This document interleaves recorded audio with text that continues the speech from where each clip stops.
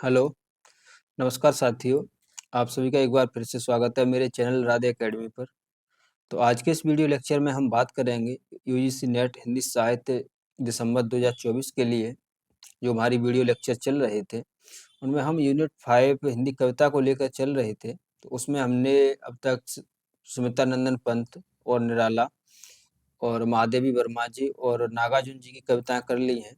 अभी हम अज्ञे जी पर बात करेंगे। तो अज्ञे जी की जो कविताएं लगी हुई हैं, उनमें से हमने उनकी 5 कविताओं पर बात कर ली है। आज हम बात करेंगे उनकी जो असाध्य बीड़ा कविता है, तो इसका मूल पाठ का अध्ययन करेंगे, साथ ही में इससे जुड़े हुए तथ्यों की बात करेंगे। ठीक है दोस्तों, तो अगर आपने वो वाली कविताओं की वीडियो नहीं देखी है तो आप देख लीजिए, क्योंकि यूनिट 5 हिंदी कविता इस बार नेट के एग्जाम से थोड़ा महत्वपूर्ण है। क्योंकि पिछली बार नेट में जो हिंदी कविता से जो प्रश्न आए थे वो 1-2 प्रश्न आए थे, लेकिन उससे पहले के अगर नेट में देखें तो उसमें हमें 5 से 6 प्रश्न देखने को मिलते हैं। तो इम्पोर्टेंट है। ठीक है दोस्तों, तो आइए देखते हैं हम।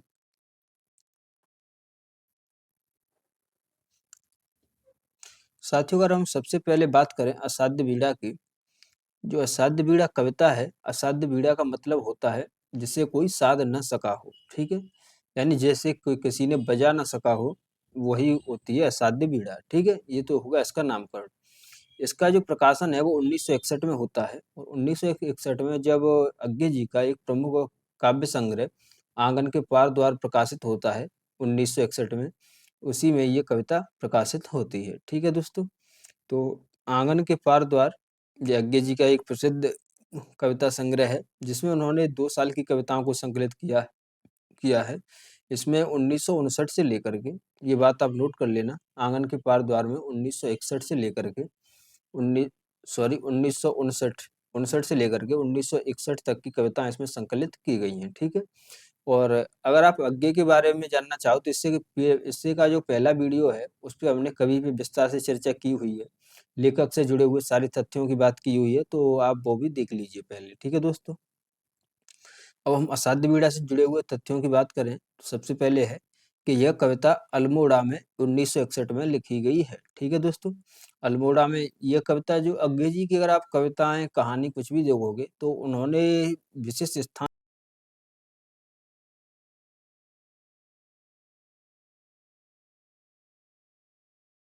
उत्तराखंड का परिचय दिया है। ऐसे ही जब अगर वो विदेश में लिख रहे हैं तो उन्होंने विदेश का भी परिचय दिया हुआ है, कौन से देश में है वहाँ पर ही उन्होंने कविता लिखी हुई है, तो वहाँ का ही परिचय दिया हुआ है। ठीक, तो अल्मोड़ा की बात करें तो ये उत्तराखंड में है। ठीक है दोस्तों, तो ये आप नोट कर लेना। असाध्य बीड़ा का जो मतलब है वो है जिसे साधा न जा सके। असाध्य बीड़ा जो कविता है, इसके कथानक की अगर हम बात करें तो वो थोड़ा रोचक है। उसे देखिए कि इसका स्रोत है, ये इसके जो असाध्य बीड़ा जो कविता है, इसके कथानक का स्रोत है, यानी कहानी का स्रोत है, वो एक चीनी जापानी लोक कथा है। ठीक है दोस्तों, चीनी जापानी लोक कथा कैसे है, 2 देशों की कि एक बुक है, आकोकुरा की पुस्तक है, वो कौन सी है कि द बुक ऑफ टी, इसी ये पुस्तक है, और इसी में एक अध्याय है टाइमिंग ऑफ द हार्प। ठीक है दोस्तों, टाइमिंग ऑफ द हार्प के नाम से संकलित की गई है। यानी जो चीनी जापानी एक लोक कथा है, इसके ऊपर आकोकुरा की पुस्तक में एक चैप्टर है टाइमिंग ऑफ द हार्प, उसी के नाम से ये कविता संकलित की गई है। ठीक है, यानी ये कथानक संकलित किया गया है, उसी को आधार बनाकर अज्ञे ने ये असाध्य बीड़ा कविता लिखी हुई है। ठीक, जिसमें क्या होता है कि एक चीनी जादूगर होता है, चीनी जादूगर, वह एक बीड़ा बनाता है, उसकी बात हम आगे करेंगे। तो देखिए, नेक्स्ट है, नेक्स्ट बिंदु है वह है कि अहम का विसर्जन। इस कविता में, इस कविता के माध्यम से अगर आप मेन थीम देखोगे इस कविता की, अभी हम पढ़ेंगे तो हमें पता चलेगा कि इसमें अहम का विसर्जन मुख्य केंद्र रहा है। ठीक है, यानी जो व्यक्ति का अहम होता है, ईगो होता है, उसका विसर्जन होता है, यानी व्यक्ति उससे छूटता है और ईश्वर की सत्ता का अनुमान करता है। यही इस कविता का लक्ष्य है। ठीक, 19 पदबंध की कविता है ये। ठीक है, सबसे पहले बात करें हम इसमें जो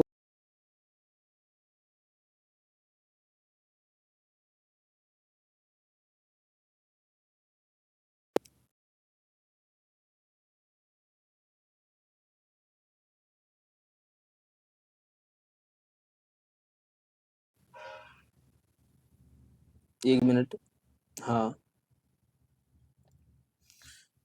अगर आपको इसमें कीट तरु देखने को मिलेगा, जो पेड़ है, यानी जो जिससे बीड़ा बनी हुई है जिसकी लकड़ी से, तो वह किसका प्रतीक है? तो वो परम सत्य का प्रतीक है, यानी जो कीट तरु है वो परम सत्य का प्रतीक है।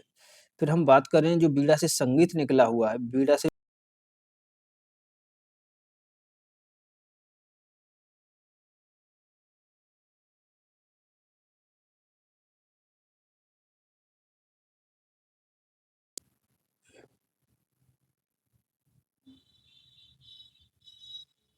हाँ ठीक है साथियों, यानी जो बीड़ा से संगीत निकलता है, वह संगीत किसका प्रतीक है? तो वो परमात्मा की अभिव्यक्ति है, यानी परमात्मा की अभिव्यक्ति के रूप में वो निकलता है संगीत। फिर हम बात करें इस कविता में, जो आसमानी साध्वी बीड़ा कविता है, इसका जो प्रमुख दर्शन है वो अज्ञे ने किस प्रकार से लिया हुआ है? तो उन्होंने बौद्ध दर्शन को लिया हुआ है। ठीक है, अज्ञे पर बौद्ध दर्शन का प्रभाव है इसमें, मुख्य रूप से बौद्ध धर्म का है।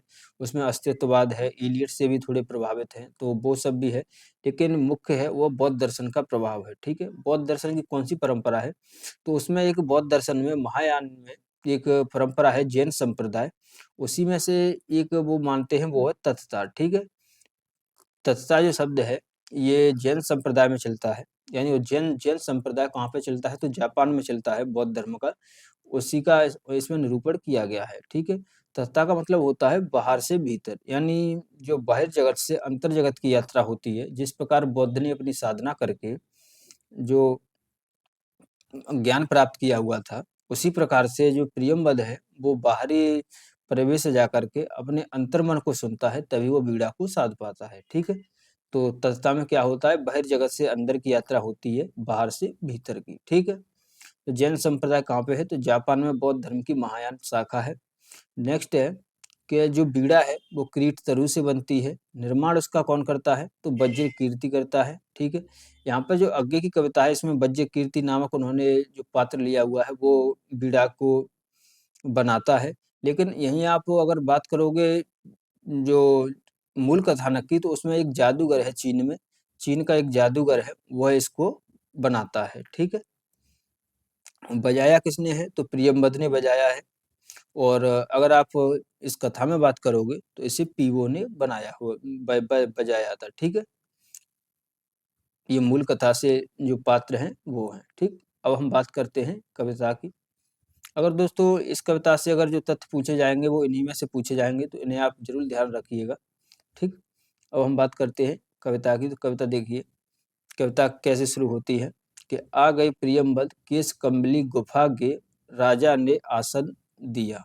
ठीक है, यानी जो प्रियंवद है, जब एक जो बीड़ा राजा के पास होती है, तो उसने बहुत से कलावंतों को बुलाया, यानी जो बीड़ा को बजाते हैं, बीड़ा वादों को बुलाया, लेकिन किसी से वह बीड़ा नहीं बजती है।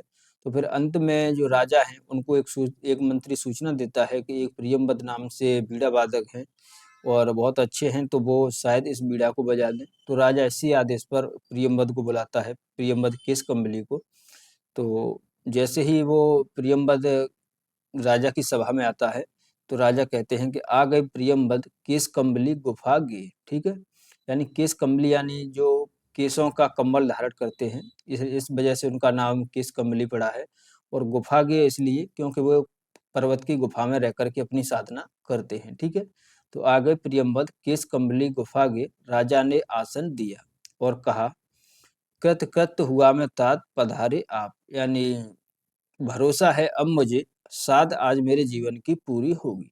यानी राजा कहता है कि कृतकृत हुआ मैं, यानी धन्य हुआ मैं, जो आप पधारे हैं प्रियंवद, क्योंकि अब मुझे भरोसा है कि मेरे जीवन की जो एक साध है कि ये बीड़ा बजे या इस बीड़ा की धुन को मैं सुनूं, तो वो साध मेरी अब पूरी होगी। ठीक, नेक्स्ट है कि लघु संकेत समझ राजा का, गढ़ दौड़े लाए असाध्य बीड़ा, साधक के आगे रख उसको हट गए, सभी की उत्सुक आंखें एक बार बीड़ा को लग टिक गईं प्रियंवद के चेहरे पर। यानी जैसे ही राजा फिर संकेत देता है अपने मंत्रियों को, अपने सिपाहियों को, तो लघु संकेत समझ राजा का गढ़ दौड़े, यानी जैसे ही राजा ने संकेत दिया कि बीड़ा लेकर के आओ, वैसे ही उसके मंत्री लोग दौड़ते हैं और बीड़ा लेकर के आते हैं। लाए असाध्य बीड़ा, साधक के आगे रख उसको हट गए, यानी उस बीड़ा को लाकर के प्रियंवद के सामने रख दिया गया है और वो हट गए हैं। फिर सभी की उत्सुक आंखें एक बार बीड़ा को लख टिक गईं प्रियंवद के चेहरे पर।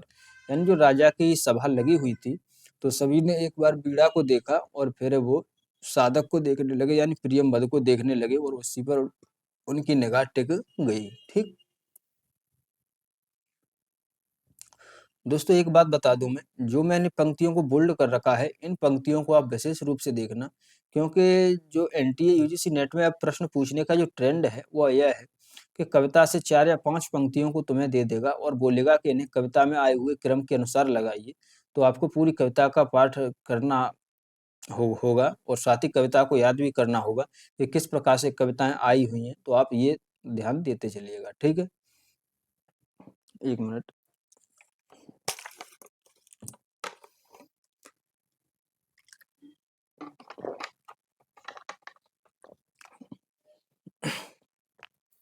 फिर राजा है, फिर राजा क्या कहते हैं बीड़ा के बारे में। अब देखिए आगे कि यह बीड़ा उत्तराखंड के गिर प्रांतर से घने वनों में जहाँ तपस्या करते हैं ब्रह्मचारी, बहुत समय पहले आई थी। पूरा इतिहास न जान सके हम, किंतु सुना है। यानी राजा कहता है कि इस बीड़ा के बारे में हमने सुना है कि यह बीड़ा उत्तराखंड के गिर प्रांतर में, यानी गिर यानी पहाड़ों में, उत्तराखंड के पहाड़ों में घने वनों में जहाँ तपस्या करते हैं ब्रह्मचारी, यानी जब पर्वत पर जो तपस्या करते हैं ब्रह्मचारी, बहुत समय पहले आई थी। यानी वहां से ये बीड़ा आई है। पूरा तो इतिहास न जान सके हम, किंतु सुना है। यानी इस बीड़ा के बारे में पूरा इतिहास तो हम नहीं जान सके, इसका किसने बनाई, किसने किस प्रकार से बनाई, लेकिन जो कुछ हम जानते हैं वो वज्र कीर्ति ने मंत्रपूत जिस अति प्राचीन क्रीट तरु से इसे गढ़ा था, उसके कानों में हिम शिखर रहस्य कहा करते थे, अपने कंधों पर बादल सोते थे, उसकी कर सुंडों सी डालें हिम वर्षा से पूरे वन यूथों को कर लेती थी पर त्राण, कोटर में भालू बसते थे, केहर उसके कलबल से कंधे खुजलाने आते थे।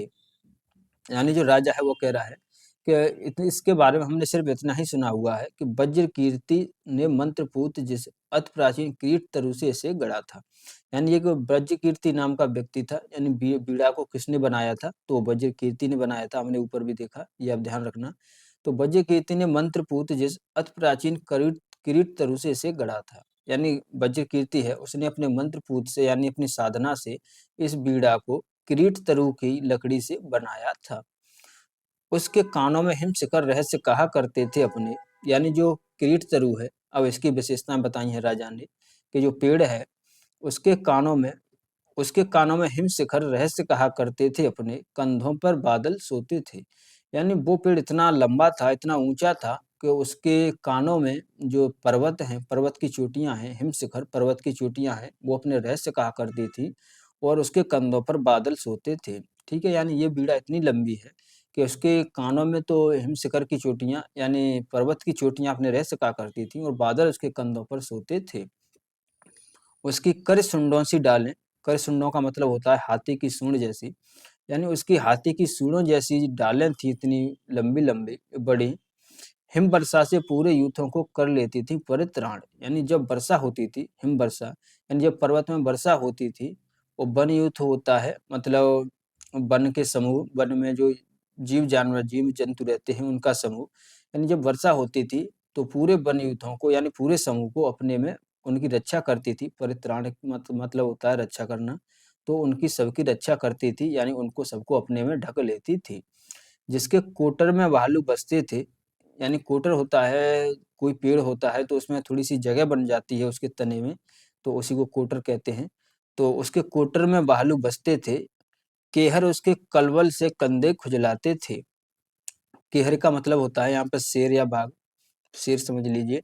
कि केहर उसके कलवल से कंधा खुजलाते थे उस पेड़ के। और सुना है जड़ उसकी जा पहुंची थी पाताल लोक, उसकी ग्रंथ प्रवर शीतलता से फंटे का नाग बासुक सोता था। यानी ऐसा सुना जाता है उस पेड़ के बारे में कि उसकी जड़ें पाताल लोक में जाती थीं, यानी उसकी जड़ें इतनी लंबी थीं कि पाताल लोक में जाती थीं और उसकी जड़ों पर फन टिकाए ग्रंथ प्रवण शीतलता से फन-टेका नाग वासुक सोता था। यानी उसकी जड़ें पाताल लोक तक जाती थी, जिसमें उसकी जड़ों पर जो वासुक नाग है, यानी नाग है, वह फन टिकाकर उसकी शीतलता का आनंद लेता था। उसी किरीट तरु से वज्र कीर्ति ने सारा जीवन इसे गढ़ा। हठ साधना यही थी उस साधक की, बीड़ा पूरी हुई साथ साधना साथ ही जीवन लीला। यानी उस किरीट तरु से वज्र कीर्ति ने सारा जीवन इसे गढ़ा। यानी जो वज्र कीर्ति है उसका सारा जीवन इसी बीड़ा को बनाने में चला गया। हठ साधना यही थी उस साधक की, यानी उस साधक की यही मेन इच्छा थी कि वो एक बीड़ा बनाए और ऐसी बीड़ा बनाए जो असाध्य बीड़ा हो। बीड़ा पूरी हुई साथ साधना साथ ही जीवन लीला। यानी जैसे ही बीड़ा ये पूरी हुई, जैसे ही उसने बनाकर पूरी किया, वैसे ही साथ साधना साथ ही जीवन लीला। जैसे ही बीड़ा वज्र कीर्ति ने बनाई, जैसे ही तैयार हुई, वैसे ही उसकी जीवन लीला खत्म हो गई। यानी वज्र कीर्ति की वैसे ही मृत्यु हो गई। ठीक है, फिर इसे कोई बजा नहीं सका। ठीक, ये तो राजा ने प्रियमवद को बीड़ा के बारे में बता दिया। फिर है आगे देखिए कि राजा रुके सांस लंबी लेकर फिर बोले, मेरे हार गए सब जाने माने कलावंत, सबकी विद्या हो गई अकारथ दर्प चूर, कोई ज्ञानी गुड़ी आज तक इसे न साध सका, अब यह असाध्य बीड़ा ही ख्यात हो गई। ठीक है, यानी राजा फिर थोड़ी देर रुकते हैं और फिर कहते हैं कि मेरे हार गए सब जाने माने कलावंत के, हे प्रियमवंत, मैंने अपने जितने भी कलावंत बुलाए, जाने माने, जिन्हें मैं बहुत मानता था कि वो बीड़ा वादक हैं, वो सभी हार गए हैं। सबकी विद्या हो गई अकारक दर्प चूर, यानी सभी की विद्या इसमें असफल रही। कोई ज्ञानी गुड़ी आज तक इसे न साध सका, अब यह असाध्य बीड़ा ही ख्यात हो गई। यानी इसे कोई ज्ञानी गुणी, यानी कोई कितना भी ज्ञानी हो, कितना भी जिसमें गुण हो, कोई इसे नहीं साध सका और अब इसका नाम असाध्य बीड़ा ही ख्यात हो गया है। पर मेरा अब भी विश्वास है, कृच्छ तप वज्र कीर्ति का व्यर्थ नहीं था। यानी मुझे अब भी यही लगता है, ये विश्वास है कि ये बीड़ा जरूर बजेगी। कृच्छ तप, यानी कृच्छ तप का मतलब होता है कठिन तपस्या, कठिन साधना। तो जो वज्र कीर्ति है, कठिन कृच्छ तर्प वज्र कीर्ति का व्यर्थ नहीं था। यानी इतनी कठिन तपस्या जो वज्र कीर्ति ने की थी, वो उसकी बेकार नहीं है। बीड़ा बोलेगी अवश्य, पर तभी इसे जब सच्चा स्वर सिद्ध गोद में लेगा। यानी राजा कहते हैं कि ये बीड़ा बजेगी अवश्य ही, जरूर बजेगी ये बीड़ा, लेकिन बजेगी जब इसको कोई सच्चा स्वर सिद्ध गोद में लेगा। यानी जब इसे कोई सच्चा वाकई में बीड़ा वादक होगा, संगीतकार होगा, जब वह इसे गोद में लेगा, तभी ये बीड़ा बजेगी। तात प्रियमद लो यह सम्मुख रही तुम्हारे, वज्र कीर्ति की बीड़ा। यानी हे प्रियमद, अब ये बीड़ा आपके हवाले है, यानी तुम्हारे सामने है, अब तुम ही इस बीड़ा को बजाओ। यह मैं यह रानी भरी सवाय, सब उदग्र पर्युत्सुक जन मात्र प्रतीक्षमाण। यानी यहाँ पर सभी हैं, यह मैं हूँ, यह रानी है, भरी सभा है, यानी सभी लोग हैं, और सब उदग्र हैं, उत्सुक हैं, यानी सभी उत्सुकता में आपको देख रहे हैं। जन मात्र प्रतीक्षमाण, यानी सभी लोग आपकी प्रतीक्षा कर रहे हैं कि कब आप इस बीड़ा के संगीत को हमें सुनाएं। ठीक, अब देखिए, अब जो प्रियमवद है वो अब राजा से कहता है कि किस कम्बली गुफा गहने खोला कंबल। अब उन्होंने अपना कंबल उतारा, जो प्रियमवद है उसने अपना कंबल उतारा, धरती पर चुपचाप बिछाया, बीड़ा उस पर रख पलक मूंद कर प्राण खींच करके प्रणाम। यानी जो प्रियमवद है उसने क्या किया कि अपना कंबल, जो केस कमली कंबल ओढ़े हुए था, उसने उसे धरती पर बिछाया, फिर उस पर उन्होंने चुपचाप बीड़ा को रखा और आंख मूंद कर और प्राण खींचकर, यानी एकदम से सांस लेकर के अंदर, और उस बीड़ा को सबसे पहले उन्होंने प्रणाम किया। स्पर्श छुअन से तार छुए, यानी उसने बीड़ा को इस प्रकार से छुआ, बीड़ा के तारों को इस पर ऐसे छुआ जैसे उन्हें छुआ ही नहीं हो।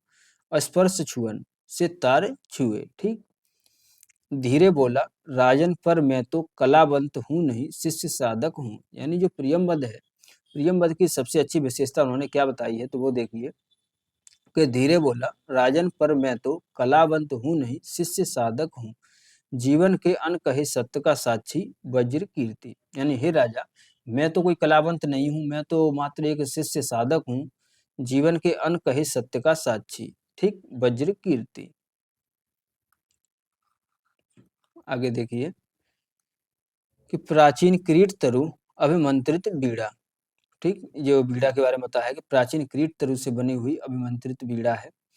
ध्यान मात्र इनका तो गदगद बेहल कर देने वाला है।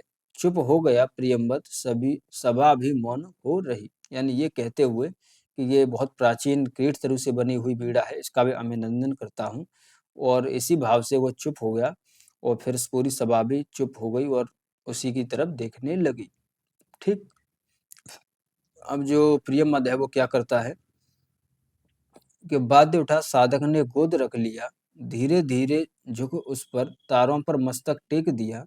सभा चकित, अरे प्रियंवद क्या सोता है, किस कमली अथवा होकर पराभूत, झुक गया वाद्य पर, बीड़ा सचमुच क्या है असाध्य। ठीक, अब जनता है वह उसे देख रही है प्रियंवद को, तो वाद्य उठा, साधक ने गोद रख लिया, यानी बीड़ा को उठा करके जो प्रियंवद है उसने अपनी गोद में रख लिया और धीरे धीरे झुक उस पर, तारों पर मस्तक टेक दिया। ठीक, और धीरे धीरे झुक करके उसने ऐसा लगा जैसे अपना जो मस्तक है वह बीड़ा पर टेक दिया। सभा चकित, अरे प्रियंवद क्या सोता है, यानी सभी सभा को लग रहा था कि ये क्या, प्रियंवद आया और प्रियंवद तो उस पर सर रख के सो गया। केस कंबली होकर पराभूत, झुक गया वाद्य पर, यानी जो बीड़ा वादक जो प्रियंवद है केस कंबली है, केस कंबली यहाँ पे प्रियंवद के लिए यूज होगा। तो जो प्रियंवद है वो अपना पराभूत होकर यानी अपने में सिर पर रहकर और बीड़ा पर झुक गया, यानी बीड़ा का स्मरण करने लगा। बीड़ा सचमुच क्या है असाध्य, और जनता सोच रही है कि प्रियंवद आकर के सो गया, क्या बीड़ा वाकई में असाध्य है। पर उस पर उस स्पंदित सन्नाटे में मौन प्रियंवद साध रहा था बीड़ा। और सभा तो ये सोच रही थी कि वो सो गया, लेकिन जो प्रियंवद है वो इस सन्नाटे में यानी इस बिल्कुल चुपचाप माहौल में अब उस बीड़ा को साध रहा था। ठीक, नहीं स्वयं अपने को सोध रहा था, सघन निबिड़ में वह अपने को सौंप रहा था उसी किरीट तरु को। ठीक, यानी जो प्रियंवद है वह जो बीड़ा है उसे साध रहा था और नहीं स्वयं अपने को सोध रहा था। ठीक, और वो उसे साध रहा था ऐसा लग रहा था, लेकिन इसका मतलब है कि वो खुद ही उस बीड़ा को सौंप रहा था। सघन निबिड़ में वह अपने को सौंप रहा था उसी किरीट तरु को, यानी वो उस किरीट तरु की याद कर रहा था जिससे वो बीड़ा बनी हुई थी। ठीक, कौन प्रियंवद कौन प्रियंवद है कि दंभ कर इस अवमंत्रित कारुवाद्य के सम्मुख आवे, कौन बजावे यह बीड़ा जो स्वयं एक जीवन की साधना रही। ठीक, यानी कौन प्रियंवद है, यानी सभा सोच रही है कौन प्रियंवद है जो आया है और ये इस प्रकार से बीड़ा बजाएगा, यह बीड़ा जो स्वयं एक जीवन भर की साधना रही, यानी जो वज्र कीर्ति है उसकी बनाई हुई पूरे जीवन लीला की ये बीड़ा है और ये किस प्रकार से बजा रहा है। भूल गया था केस कंबली राजसभा को, कंबल पर अभिमंत्रित एक अकेलेपन में डूब गया था। यानी जो प्रियंवद है वो पूरी सभा को भूल गया था, पूरी राजसभा को भूल गया था, वह केवल कंबल पर अभिमंत्रित एक अकेलेपन में डूब गया था। यानी उसके पास वो अपने कंबल पर बैठा हुआ था बीड़ा को अपनी गोद में लिए, वह इस सब को भूल गया था, वह सिर्फ अपने अकेलेपन में डूब गया था। जिसमें साक्षी के आगे था जीवित वही किरीट तरु, और वो उसी किरीट तरु के सम्मुख पहुंच गया था अपने स्मरण में, यानी अपने ध्यान लगाकर वह उसी किरीट तरु के सम्मुख पहुंच गया था जो जब वो जीवित था और साक्षी था। ठीक, जिसकी जड़ बासुक के फड़ पर आधारित, जिसके कंधों पर बादल सोते थे, यानी जो जिसकी जड़ें हैं वो पाताल लोक में जाती थी बासुक के फण पर, यानी जो शेषनाग है उसके फण तक जाती थी, जिसके कंधों पर बादल सोते थे और कान में जिसके हिमगिर करते थे अपने रहस्य। यानी जो प्रियंवद है वह उस जो क्रीट तरु है उसके सम्मुख ही पहुंच गया, जब वो क्रीट तरु होगा तो वह उसकी परंपरा में ही चला गया, यानी प्राचीनता में ही चला गया। जब वो क्रीट तरु जिंदा था तो उसके वातावरण क्या था, उसकी क्या दशा थी, उसी को वह सोच रहा है। ठीक, तो जिसके कंधों पर बादल सोते थे और कान में जिसके हिमगर करते थे अपने रहस्य, संबोधित कर उस तरु को करता था नीरव एकालाप प्रियमंद। ठीक है, यानी यह प्रियमंद सब उस किरीट तरु को सोच करके कर रहा था। फिर जो प्रियमंद है वह उस किरीट तरु से अपना वार्तालाप किस प्रकार से करता है कि ओ विशाल तरु सत सहस्त्र पल्लवन पथ झरोने जिसका नित रूप समारा, यानी ओ विशाल तरु, यानी हे विशाल पेड़ या क्रीट तरु, सत सहस्त्र यानी सैकड़ों हजारों, पल्लवन पतझरों ने जिसका नित रूप समारा, यानी सैकड़ों उसने पतझड़ देखे, बसंत देखे, कितनी बरसातों, कितने खद्योतों ने आरती उतारी,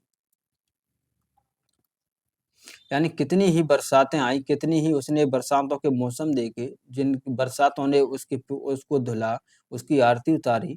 कितने खद्योतों ने आरती उतारी, यानी कितने खद्योत माने होता है जुगनू, ये आप देख लेना। खद्योत माने जुगनू होता है। कितने जुगनुओं ने उसकी रात में आरती उतारी। दिन भौरे कर गए गुंजरित, यानी दिन में उसके सुबह-सुबह भौरे बोला करते थे। रात में झिल्ली ने अनकत मंगल गान सुनाए, यानी रात में उस जो कीट तरु है, उसके आसपास जो झिंगुर रहते थे, उन्होंने अपने मंगल गान सुनाए।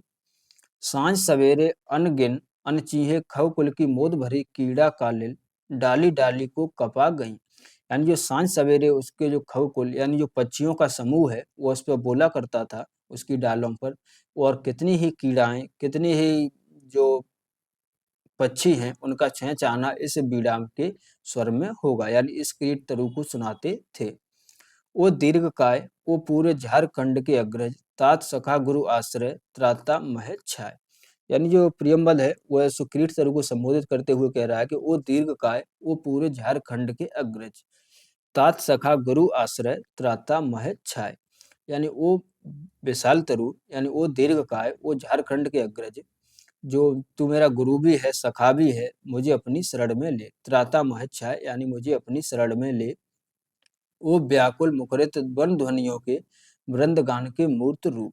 वृंदगान होता है यानी जन जो पशु पक्षी हैं उनका समूह, यानी वो व्याकुल मुखरित वन ध्वनियों के वृंदगान के मूर्त रूप, यानी पक्षियों के समूह के रूप। मैं तुझे सुनूं, देखूं, ध्याऊं, अनिमेष स्तब्ध संयत संयुक्त निर्वाक, कहाँ साहस पाऊं, छू सकूं तुझे। यानी हे मेरे सखा, हे गुरु, मैं तू मुझे अपनी शरण में ले। वो मैं व्याकुल हूँ, वो व्याकुल मुखरित ध्वनियों के वृंदगान के मूर्त रूप, मैं तुझे सुनूं, यानी तू अपने संगीत में तू अपना संगीत सुना, जिसे मैं सुनूं, देखूं, ध्याऊं, अनिमेष स्तब्ध संयुक्त संयत संयुक्त निर्वाक, कहाँ साहस पाऊं, छू सकूं तुझे। यानी मैं तुझे कैसे छू सकूं, तेरी काया को छेद बांध कर रची गई बीड़ा को, किस स्पर्धा से हाथ करे आघात, छीनने को तारों से। यानी मेरी क्या वो है, जो प्रियमद है, वह अपने को कीट तरु को सौंप रहा है और उसमें कह रहा है कि तेरी काया को छेद, यानी तेरी काया यानी तेरी जो लकड़ी है, यानी तेरे शरीर को छेद बांध कर रची गई है ये बीड़ा। इस बीड़ा को किस स्पर्धा से, यानी किस उससे हाथ करे आघात, छीनने को तारों से। यानी मेरी क्या वो है, जो मैं तेरी इस बीड़ा को छूऊं या तेरे तारों को छूऊं। एक चोट में वह संचित संगीत जिसे रचने में स्वयं न जाने कितनों के स्पंदित प्राण रच गए। यानी तेरी बीड़ा इस प्रकार से बनाई हुई है, तेरे जो कीट तरु है उसको सौंप करके कह रहा है कि तेरे तने से, यानी तेरे शरीर से जो बीड़ा बनी हुई है, इसको मैं किस स्पर्धा से छूऊं या किस स्पर्धा से इसे आघात करूं हाथ से, यानी कैसे मैं इसे साधूं, कैसे मैं इसके तारों को छूऊं, जिसके एक चोट में एक संचित संगीत जिसे रचने में स्वयं न जाने कितनों के स्पंदित प्राण रचे गए। फिर आगे प्रियम्बद कहता है कि नहीं नहीं बीड़ा या मेरी गोद रखी है, रहे किंतु मैं ही तो तेरी गोदी बैठा मोद भरा बालक हूँ।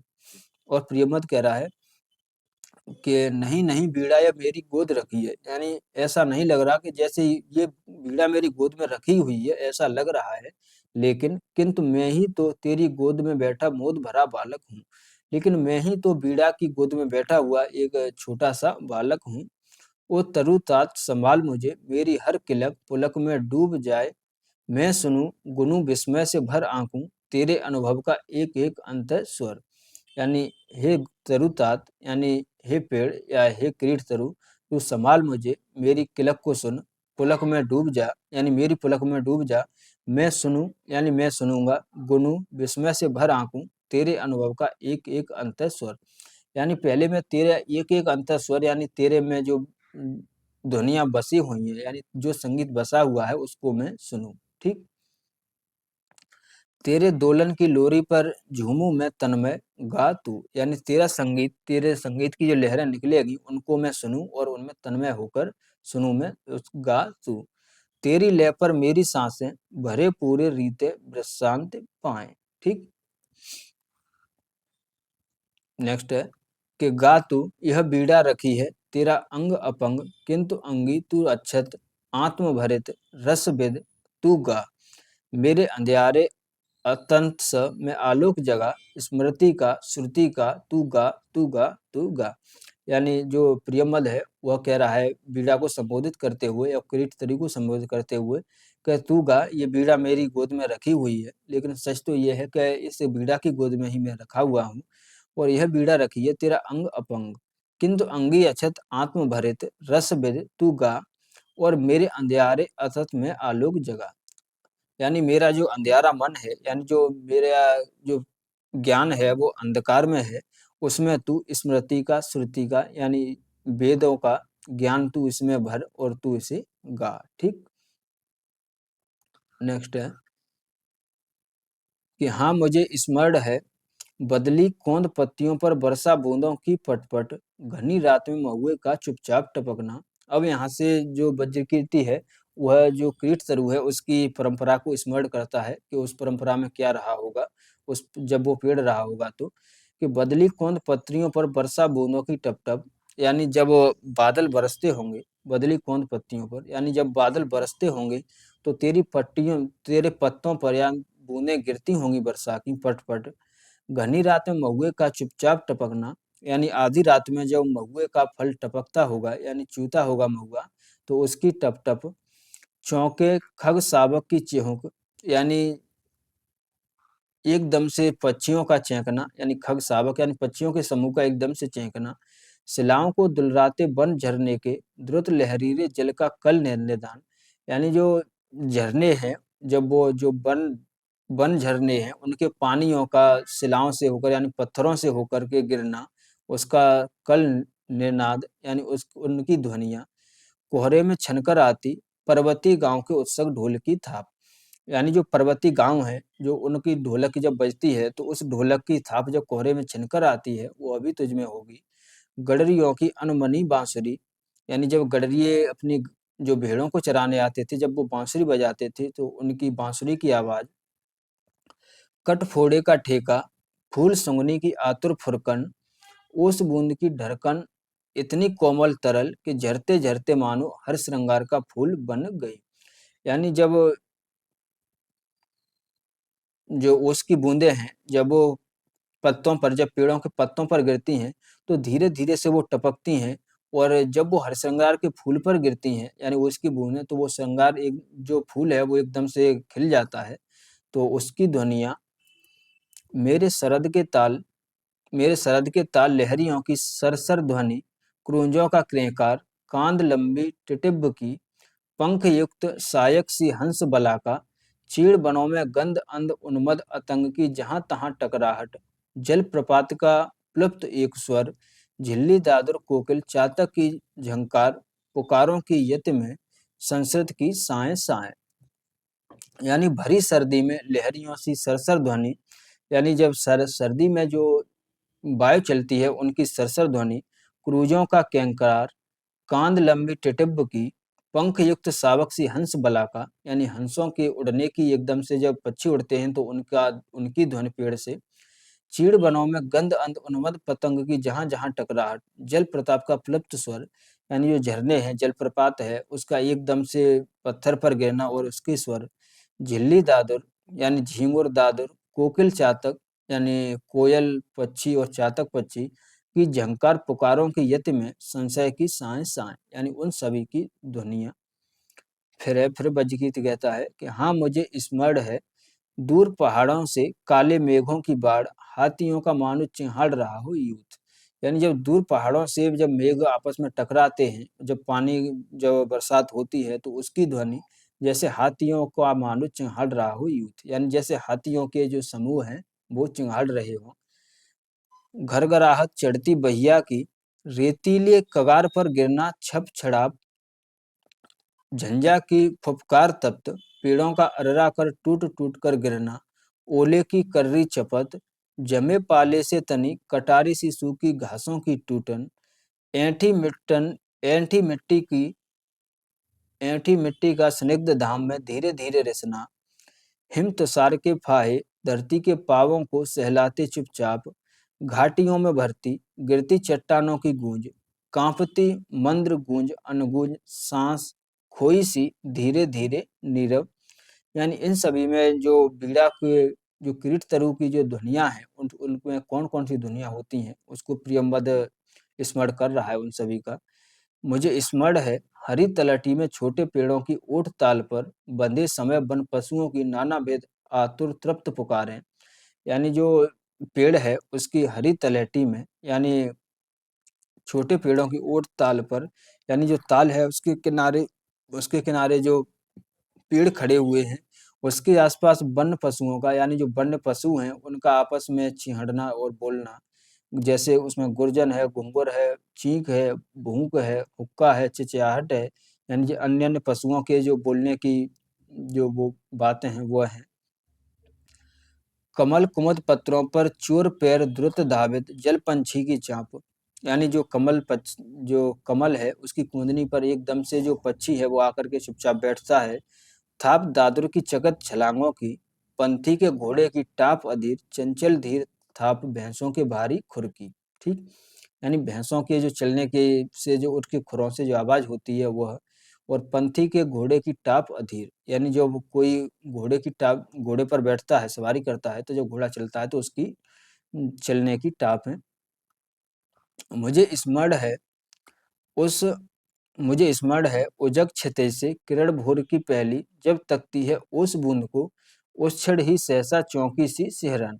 यानी सुबह सुबह जब ओस पड़ती है तो ओस जब किसी पत्ते पर उसकी बूंदें इकट्ठा हो जाती हैं तो एकदम से वो बूंद के रूप में टपकती है, तो उस क्षण की सहसा चौंकी सी सिहरन।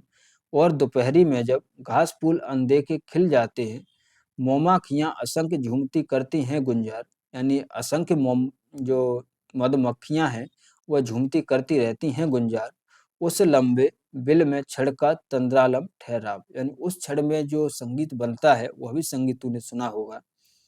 और सांझ को जब तारों की तरल कंप कपी स्पर्शहीन झरती है, मानो नभ में तरल नयन ठिठकी, निशंक सवत्सा युवती माताओं के आशीर्वाद।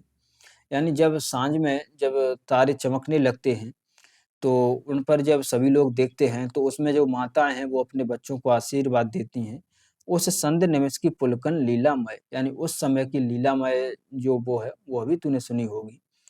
मुझे स्मरण है और चित्र प्रत्येक स्तब्ध विजड़ित करता है मुझको, सुनता हूँ मैं, पर हर स्वर कंपन लेता है मुझको, मुझसे सुख वायु सा नाद भरा मैं उड़ जाता हूँ।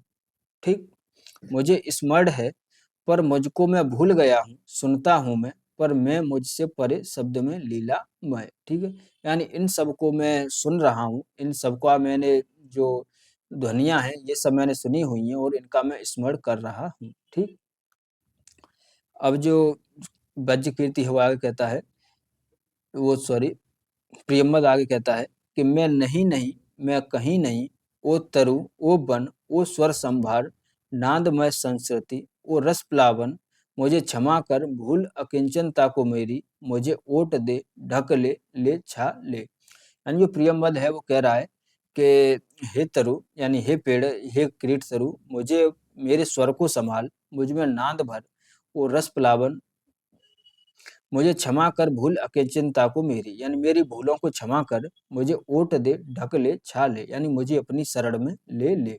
ओ शरण्य, मेरे गूंगेपन को तेरे सोए स्वर सागर का ज्वार डुबा ले। मुझे बोला तू उतर बीन के तारों में, यानी मुझे भूल करके तू अपने तारों में अपने संगीत को, जो संगीत सोया हुआ है उसका ज्वार उसमें बढ़ा, और तू उस बीन को, जो उस बीड़ा को बजा, उसके तारों में उतर। अपने से गा, अपने को गा, अपने खव कुल को मुखरित कर, यानी तू अपने से गा, अपने को गा, अपने खव कुल को मुखरित कर, यानी जो तेरे समूह है खव कुल, यानी अपने समूहों को तू मुखरित कर। अपनी छाया में पले मृगों की चौकड़ियों को ताल बांध, यानी जो तेरी छाया में जो मृग यानी हिरणों की चौकड़ियां हैं उनकी ध्वनियों को तू गुनगुना। अपने छाया तप भ्रष्ट पवन पल्लव कुसुमन की लय पर, अपने जीवन संचय को कर छंद युक्त, अपनी प्रज्ञा को बाणी दे, यानी अपने स्वर को तू बजा। तू गा, तू गा, तू सनद पा तू खो, तू आ, तू आ, तू हो, तू गा, तू गा। राजा जागे। फिर ये जो प्रियम्बद है, ये सब अपने अकेले में, यानी अपने मस्तिष्क में ही ये सब उसका चल रहा था। तो फिर क्या हुआ कि सारी सभा देख रही थी जब से। तो राजा जागे, समाधि से संगीतकार का हाथ उठा, कांपी थी उंगलियां। यानी एकदम से उस बीड़ा से स्वर निकलता है, वैसे ही राजा एकदम से जागते हैं, यानी चौंकते हैं और देखते हैं कि समाधिस्थ संगीतकार का हाथ उठा था। यानी जो प्रियम्बद है वो समाधिस्थ, यानी तब से समाधि के रूप में था, उसका हाथ उठा था और कांपी थी उंगलियां। ठीक। अलस अंगड़ाई लेकर, अलस अंगड़ाई लेकर मानो जाग उठी थी बीड़ा, किलर उठे थे स्वर शिशु, नीरव पद रखता था जालिक मायावी, सधे करों से धीरे धीरे डाल रहा था जाल हेम तारों का। यानी जो प्रियमद है वो अपनी उंगलियों को धीरे धीरे से बीड़ा के तारों पर चला रहा था। सहसा बीड़ा जनजना उठी, संगीतकार की आंखों में ठंडी पिघली ज्वाला सी झलक गई। ठीक है। यानी उसने धीरे धीरे बीड़ा को जब वो साध रहा था, यानी तारों को उनके छू रहा था, तो उस बीड़ा से एकदम से झंझना उठी, यानी बीड़ा से स्वर एकदम से जगने लगा, यानी हुआ। संगीतकार की आंखों में ठंडी पिघली ज्वाला सी झलक गई, यानी जो प्रियम्बद है उसकी आंखों में एकदम से ज्वाला सी आई, यानी उसे सिहरन सी हुई कि चलो बीड़ा बची। रोमांच एक बिजली सा सबके तन में दौड़ गया, यानी जो सारी जो जनता थी, जो सारी राज्यसभा थी, वो सभी एकदम से चौंक गए। अवतरित हुआ संगीत स्वयंभू, जिसमें सोता है अखंड ब्रह्मा का मौन अशेष प्रभावमय। यानी एकदम से संगीत जगता है, जैसे और संगीत ऐसा है जैसे स्वयंभू, यानी जो भगवान है उसका ही स्वर एकदम से जगा हो। ठीक। डूब गए सब एक साथ, सब अलग अलग एकाकी तार फिरे, यानी सब लोग उस संगीत में ऐसे डूबे और उन सब ने इस संगीत को, डूब गए सब एक साथ, सब अलग अलग एकाकी तार फिरे, यानी सब लोग उस संगीत में अलग अलग प्रकार से डूब गए। उस संगीत को सबने किस किस प्रकार से सुना, अब इसमें ये बताया गया है कि राजा ने अलग सुना, यानी जब वो संगीत बज रहा था तो राजा ने उस संगीत अलग सुना, जिसमें जय देवी यश काय बरमाला लिए गाती थी मंगल गीत, दुदुम्बी दूर कहीं बजती थी, राज मुकुट सहसा हल्का हो गया था मानो हो फूल सिरस का, ईर्ष्या मद कांचा द्वेष चाटता, सभी पुराने लुगड़े से झर गए, निखर आया था जीवन कांचन, धर्म भाव से जिसे निछावर वह कर देगा। यानी राजा ने जब ये संगीत सुना, तो इस संगीत में राजा को क्या लगा, यानी जय देवी यश काय बरमाला लिए गाती थी मंगल गीत।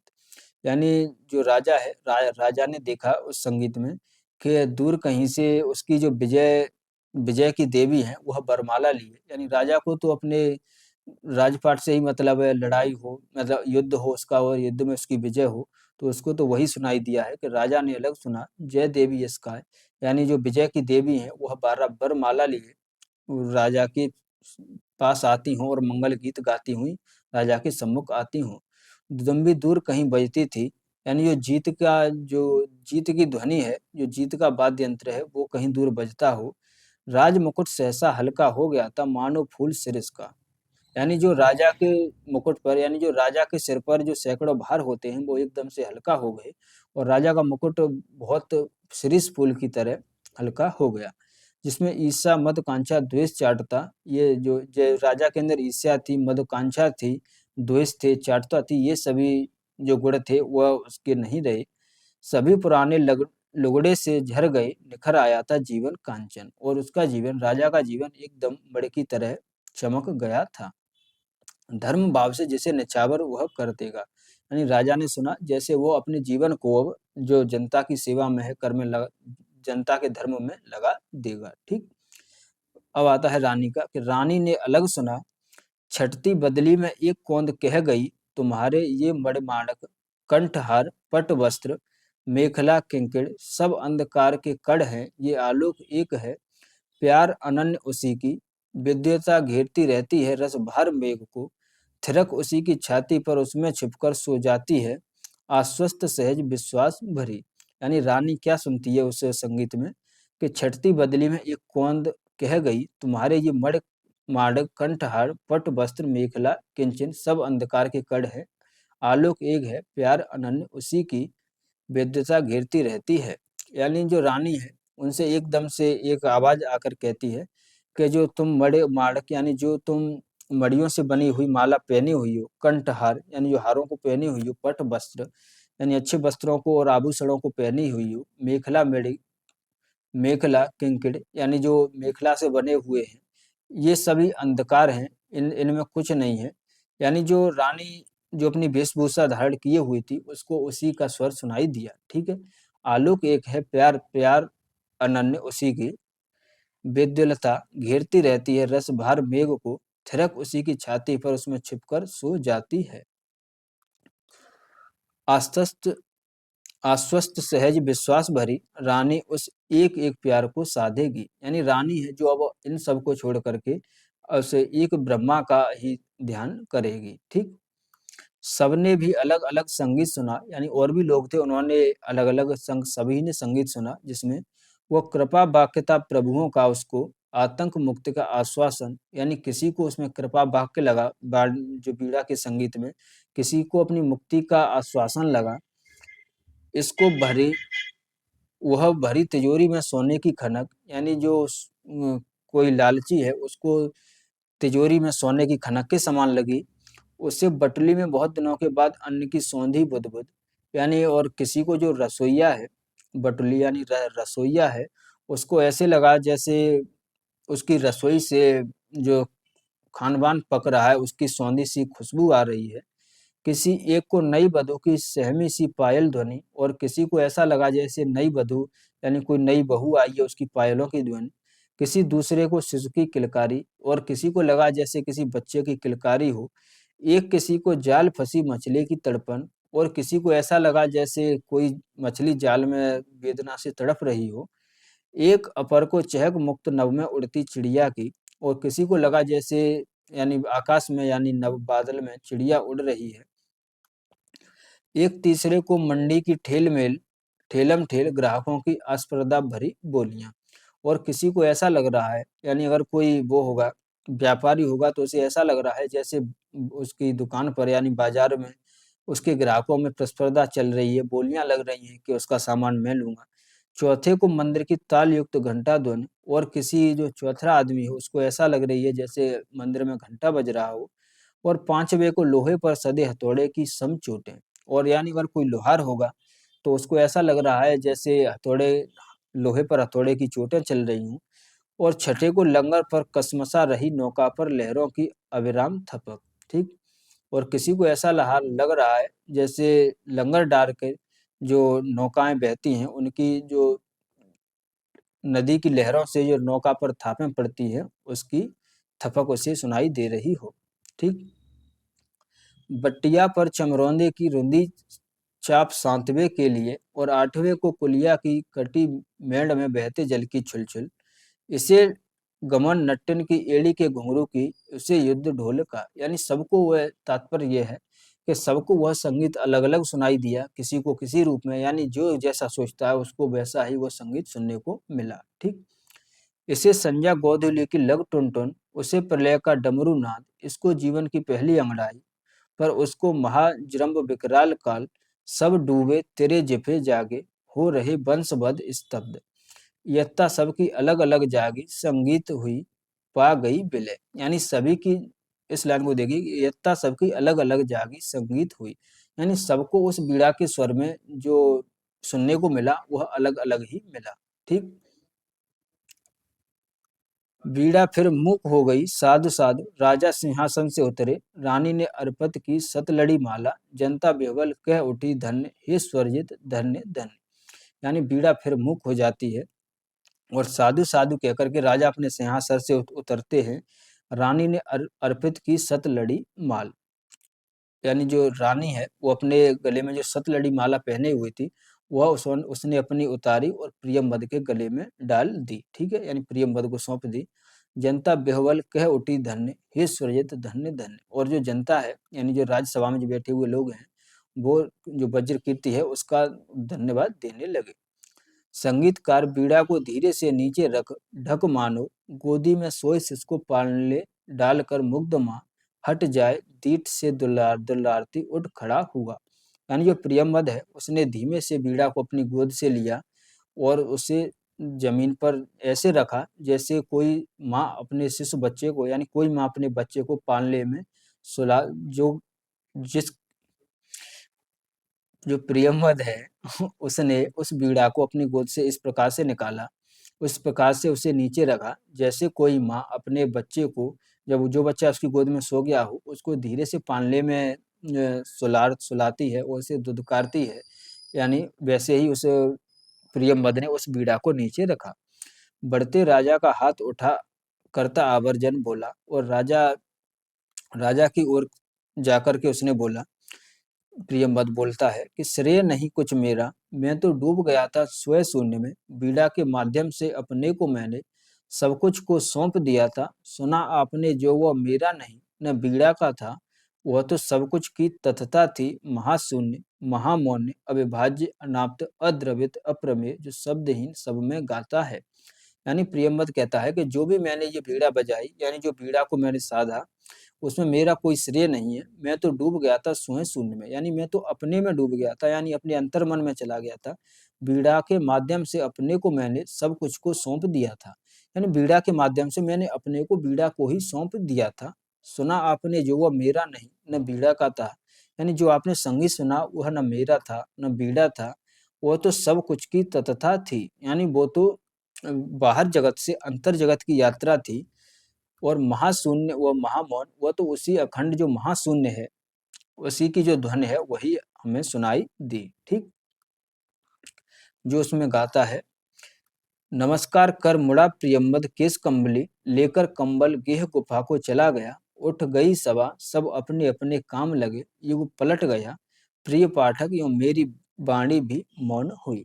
ठीक, यानी फिर क्या, जो प्रियमवद है वो नमस्कार कर मुड़ा प्रियमवद केश कंबली, उसने सबको नमस्कार किया और मुड़ा, लेकर कंबल गेह गुफा को चला गया, उठ गई सभा, यानी सभा उठ गई, सब अपने अपने काम लगे, युग पलट गया। ठीक, यानी अब तक जो चल रहा था, अब तक जो सभा चल रही थी सभी इसमें लगे हुए थे, लेकिन जैसे ही जो प्रियमवद है वह सभी को नमस्कार करके चला गया और फिर वैसे ही उठ गई सभा सब अपने अपने काम लगे, युग पलट गया और प्रिय पाठक यूं मेरी वाणी भी मौन हुई, और आगे कहते हैं कि हे पाठक और ऐसे मेरी वाणी भी मौन हुई। ठीक, तो दोस्तों कैसा लगा आपको असाध्य बीड़ा का पाठ?